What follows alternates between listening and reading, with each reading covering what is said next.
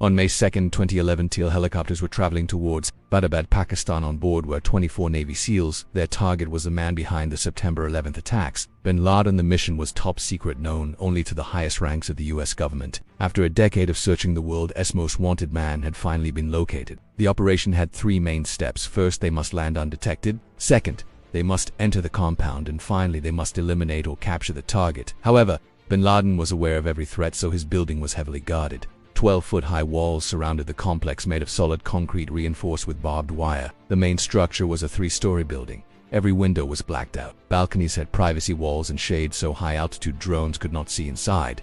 The SEALs were going in blind. After 90 minutes flying across the feet of the Hindu Kush Mountains, the compound was in sight. Now they must land without being detected, although they have a big problem. They've got 18 minutes to target. The White House deliberately withheld information from the Pakistani government, worried that bin Laden could be tipped off. If spotted, the SEAL team will be treated as hostile forces. That's why this plan has been crafted by some of the world's greatest tactical minds. First, they must fly low on routes to the compound, decreasing the chance of being tagged by Pakistani radar upon arrival. One helicopter is designated to hover over the roof, enabling SEALs to fast rope down and breach the building from above, taking the residents by surprise. The second helicopter is tasked with deploying another team at the front of the main building, ensuring the assault is conducted from multiple angles, preventing anyone inside from trying to escape. Finally, 3 helicopters are waiting on standby in case backup is needed. As the men sit in the helicopter, President Obama observes from the comfort of the White House. Despite 8 months of planning, they forgot one important detail. The first helicopter descends to drop SEALs off onto the compound's roof. While attempting to hover, the pilot loses control and nosedives into the central courtyard. The tail of the aircraft breaks into 2. Seeing this, the second helicopter reacts and safely lands in the open field outside the compound. Luckily, none of the passengers are injured. The SEALs quietly assemble at the critical points of entry, unsure if they've already alerted everyone inside. The real test is about to begin. While on the ground, it's clear just how self-sufficient the complex is, allowing Osama bin Laden to minimize contact with the outside world. A greenhouse is located to the northeast. Here, vegetables are grown. Nearby are a couple of animals, both helping reduce the number of trips to grocery stores. In the same area, piles of trash are burnt instead of being left to the local rubbish collectors. The CIA had never observed bin Laden entering or leaving the building, allowing him to remain undetected with his family for over 5 years. That was until now. After last being sighted in 2001, it took the CIA 9 years to find bin Laden. One team is tasked with breaching the gate that leads to the guest house. Multiple SEAL groups position themselves around various entrance points on the ground floor. The final team is posed outside the compound to ensure the neighbors can be controlled if they wake up. But of all places, why would bin Laden choose to hide in the country of Pakistan? With heavy American occupation in Afghanistan, remaining would be too risky. Pakistan, being a neighboring country, made it simple to slip across the border undetected. At the same time, the proximity to his group allowed couriers to report progress and activities easily. Back on the ground, Step 2 of the mission begins, breaching the inside of the compound. The team at the southern entrance carefully unlocks the door and enters the first floor. This area is where the family spends their free time. The first room is a typical sitting room with floor-level couches decorated with abstract floral patterns. Opposite the kitchen is a room that serves as a makeshift classroom. Here, the many children of the house are homeschooled in Arabic. In the shadows, a man crosses the corridor. He leans out the doorway and the SEALs fire.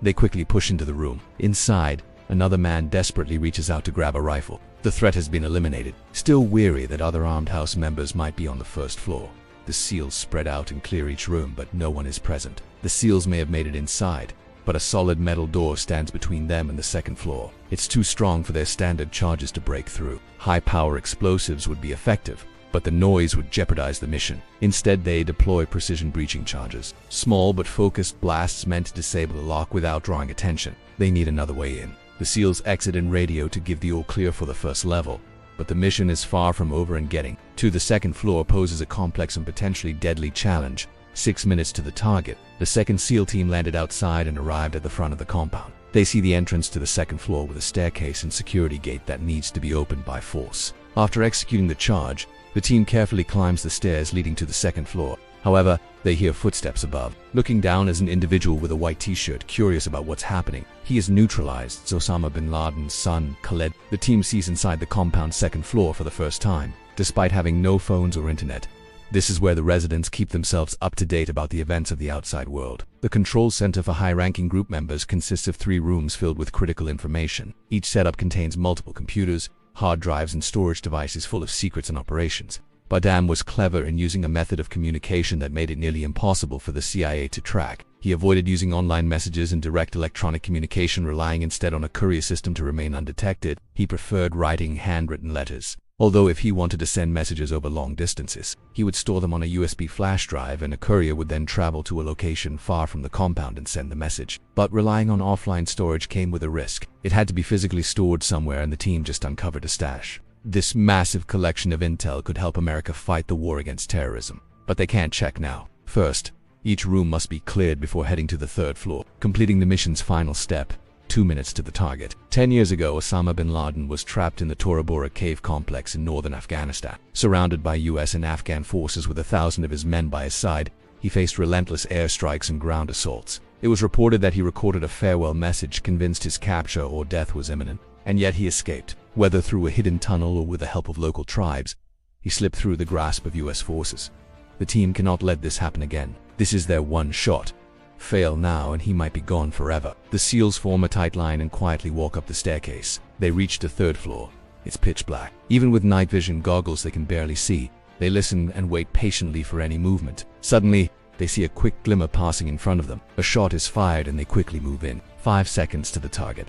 As they rush the room, they see 2 women, bin Laden's wives, in shock. In one corner of the room, children are crying and curled up. In front of them, a tall male with a grayish beard is on the floor.